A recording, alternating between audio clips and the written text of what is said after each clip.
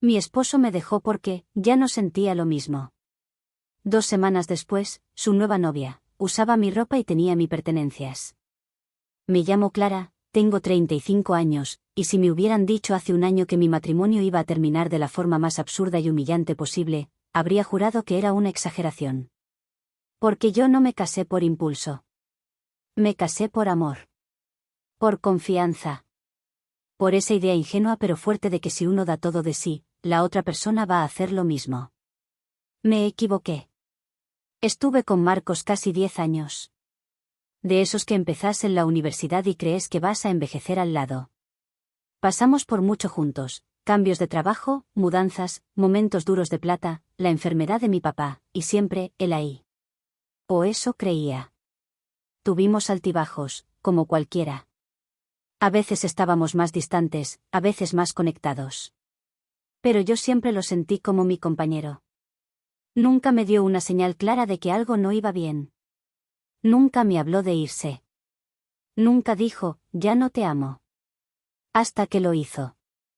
Una noche, sin una pelea previa, sin siquiera levantar la voz, me miró desde el otro lado de la mesa y dijo: siento que ya no es lo mismo. No sos vos, soy yo.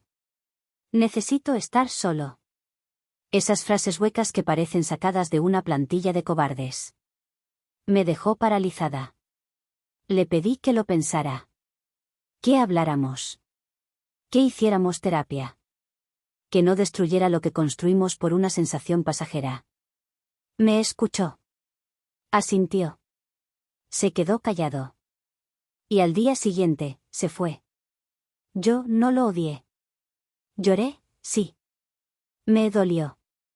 Pero intenté no odiarlo. Pensé que, quizás, de verdad estaba perdido. Que tal vez necesitaba reencontrarse, como decía. Que el tiempo, con algo de espacio, iba a sanar. Lo defendí incluso cuando mi entorno me decía que algo no les cerraba. Que había algo raro en su forma de actuar. En cómo se fue. En cómo no volvió a buscar ni una caja. En cómo parecía demasiado cómodo para alguien que decía estar dolido. Y entonces, 2 semanas después, lo vi. Una conocida en común me mandó una historia de Instagram de una chica que yo no conocía. Una rubia, de unos 30, posando en un espejo, en lo que claramente era mi casa. Mi sala. Mi alfombra. Mi ropa. La reconocí de inmediato. Esa blusa no estaba en las cajas que él me devolvió. Ese collar era de mi abuela. Esa taza en la que tomaba café era la que Marcos me regaló en nuestro primer aniversario. Esa mujer estaba usando mis cosas. Viviendo en mi espacio. Y ni siquiera intentaba ocultarlo. Sentí que algo dentro mío se quebró. No de tristeza. De asco. Porque ya no se trataba de una separación. Se trataba de una mentira.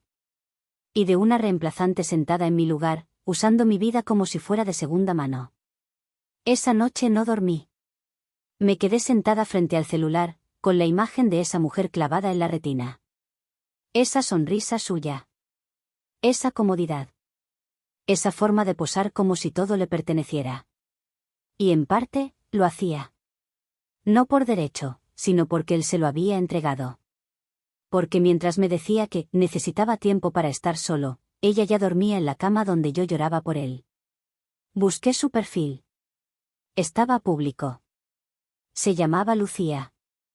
El tipo de mujer que parece vivir de mostrarse, fotos con frases inspiradoras, selfies en cafés, historias de yoga, sonrisa perfecta. Una vida cuidadosamente filtrada. Pero lo que más me impactó no fueron las fotos, fue lo familiar que me resultaba todo. Reconocí más prendas mías. Una campera de Jan que yo creía extraviada. Un bolso que, según Marcos, se había quedado en el auto y se lo habían robado. Unos aros que juré haber dejado en casa de una amiga. Todo estaba ahí. En ella. En su cuerpo. Como si mi vida hubiera sido reciclada para otra mujer. La bronca no me dejó pensar con claridad, pero la lucidez me volvió en oleadas. Empecé a recordar detalles. Marcos había empezado a viajar más por trabajo, hacía unos 6 meses. Supuestos congresos, reuniones que se extendían hasta tarde. A veces llegaba sin olor a oficina, pero con el pelo mojado. A veces se iba con ropa que no era la que yo le había visto preparar. Yo no sospechaba nada. No porque fuera tonta, sino porque lo amaba y confiaba. Ese fue mi mayor error, pensar que el amor ciega, cuando en realidad, lo que ciega es la costumbre de dar sin recibir preguntas a cambio. Volví al perfil de Lucía. Empecé a mirar los comentarios. Las etiquetas. Las fechas. Una historia destacada de hacía 3 meses me heló la sangre, ella en un restaurante, el mismo restaurante al que Marcos me dijo que había ido solo, para pensar. Mismo fondo. Mismo mantel. Pero en la mesa, justo al borde del marco, una silueta conocida, su reloj. El que solo se sacaba para dormir. Ahí entendí que no era una nueva novia. No era alguien que apareció después. Era la razón por la que me dejó. Me levanté. Fui al cuarto. Abrí el armario. Empecé a revisar las cajas que me había devuelto con mis cosas. Faltaban más cosas de las que pensaba. Libros que me regaló, ropa íntima, perfumes caros, una pulsera que me había comprado en nuestro aniversario número 5. Nada estaba. Todo había desaparecido como si se lo hubiera tragado la tierra. Pero no. No se lo tragó la tierra. Se lo tragó ella. Con su permiso. Y lo peor de todo, es que mientras yo lloraba, mientras yo me culpaba por no haberlo cuidado más, él ya estaba rehaciendo su vida con alguien que vivía de lo que me quitaban. No podía seguir en ese estado de incertidumbre disfrazada de dignidad. Porque sí, muchas veces nos dicen que lo mejor es no rebajarse, dejarlo ir, no mostrar debilidad, pero nadie te prepara para mirar cómo otra mujer vive dentro de tu vida mientras vos te rompes por dentro sin que nadie lo note. Así que lo decidí. No por rabia, ni por venganza. Por respeto a mí misma. Necesitaba escucharlo. Necesitaba escucharla. Saber si al menos alguno de los dos tenía el coraje de decirme la verdad a la cara. Le mandé un mensaje corto a Marcos. Nada de rodeos. Ya vi todo. Quiero hablar. Solo eso. Hoy a las 7. En casa. Me contestó con un simple. Ok. Llegó puntual. Como siempre. Qué ironía, incluso para destruirme, siempre fue puntual. Entró sin saludar, sin mirarme. Traía esa cara neutra que uno usa cuando va a una entrevista de trabajo, no cuando enfrenta a la persona que traicionó. Se sentó. Lo miré. Y antes de que pudiera empezar con frases aprendidas de memoria, le mostré el celular. Las fotos. Las capturas. El restaurante. La ropa. El reloj. Las fechas. Todo. ¿Querés que siga fingiendo que no lo vi? Se quedó en silencio. Ni siquiera se molestó en disimular. Está bien, dijo. Sí. Estoy con ella. Desde antes. ¿Desde cuándo? Bajó la cabeza. Lo dijo como si me estuviera diciendo qué hora era. Casi 1 año. 1 año. 1 año acostándose con ella mientras dormía conmigo. 1 año celebrando aniversarios conmigo mientras le regalaba mis cosas a otra mujer. 1 año usándome como pantalla para su cobardía. ¿Y por qué no me lo dijiste? Me miró a los ojos, por primera vez en toda la conversación. Porque no quería perder nada. Quería asegurarme de que iba a funcionar antes de soltar esto. Esto. Así le dijo a mi vida. Esto. ¿Y mis cosas? Le pregunté, ¿por qué se las diste? ¿Por qué la vestís con mi ropa? ¿Por qué vive entre mis recuerdos? No respondió. Solo se encogió de hombros. Como si fueran cosas. Solo cosas. Toqué fondo ahí. Pero no se había terminado. A los 2 días, la enfrenté a ella.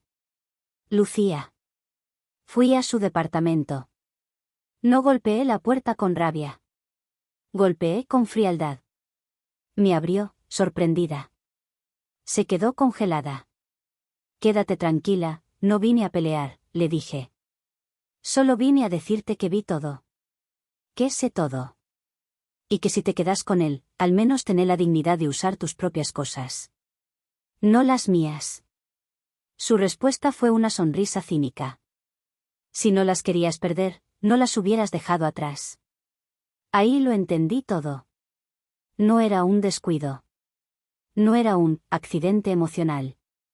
Fue una toma. Una invasión. Planeada, ejecutada y sostenida por dos personas que sabían exactamente lo que estaban haciendo. Y yo, era solo el escombro que había que barrer después. Después de esa última conversación, no volví a mirar atrás. No porque no doliera, porque dolía, todos los días, sino porque entendí que si seguía esperando un gesto, una disculpa o un poco de humanidad de parte de ellos, iba a quedarme detenida en el peor punto de mi vida. Así que elegí irme. Literal y emocionalmente. Me mudé. Cambié de barrio, de trabajo, de número. No para escapar de ellos, sino para volver a encontrarme con lo que quedaba de mí después de la tormenta. Al principio fue difícil.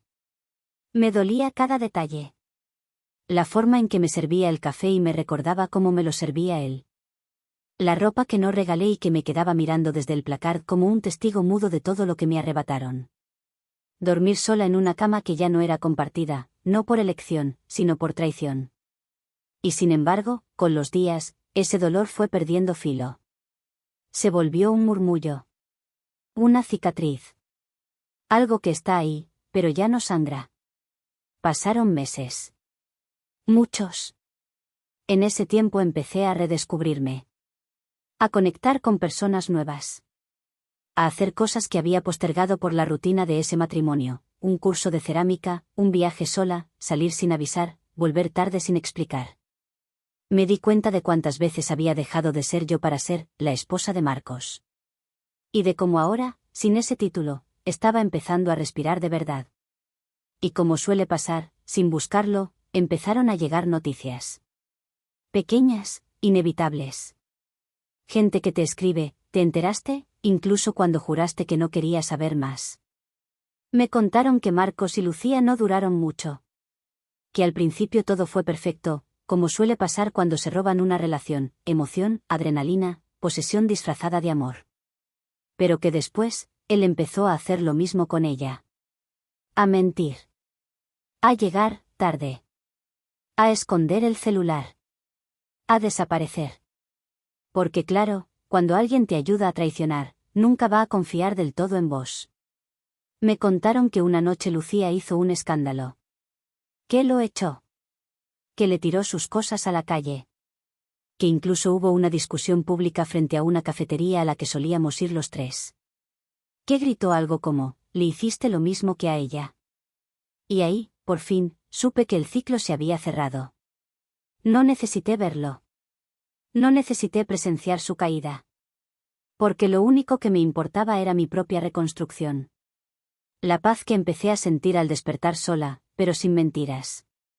La certeza de que, aunque me arrancaron muchas cosas, no lograron vaciarme del todo. Porque hay algo que no pudieron tocar, mi dignidad. Mi capacidad de volver a levantarme. Y sobre todo, la conciencia de que si tuve que perderlo todo para volver a encontrarme, entonces no fue una pérdida. Fue una limpieza. Dolorosa, sí. Pero necesaria. Hoy, sigo sola. Y por primera vez en mucho tiempo, eso no me da miedo. Me da libertad. Y cada tanto, cuando paso por un espejo y me veo con esa blusa que no regalé, con ese anillo que me compré yo sola, me sonrío sin culpa. Porque esa, soy yo. La que quedó después del incendio. La que nadie más va a volver a vestir con mentiras.